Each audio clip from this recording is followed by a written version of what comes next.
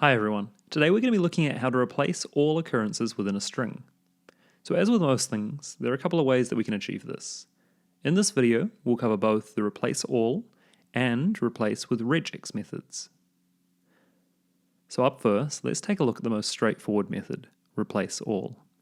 As of 2023, practically all modern browsers support this method, with 93% of global web users using a browser with compatibility. So let's take the string, the quick brown fox moved quickly, and say we wanted to replace all occurrences of quick with slow. So we take our string and we call replace all. The first parameter of replace all is the target string, and the second is the replacement string. So we use quick as the first parameter and slow as the second. And that's it. We get back a string that reads the slow brown fox moved slowly. Note that this method doesn't mutate the original string.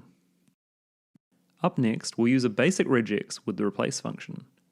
To keep things simple, we'll construct each component on a separate line, but this could all be simplified down to a single line. So up first, we define the target string to replace. Now we create a regex with that string and we pass g as the second parameter.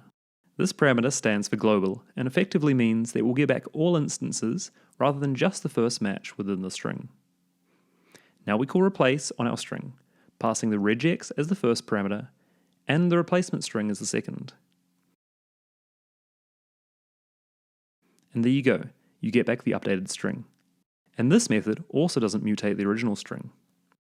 It's worth noting that regexes can contain special characters, and as such, you shouldn't blindly pass a string in as the pattern. MDN provide the following method to escape your regex, but they may occasionally update it, so check in on their website before using this in production.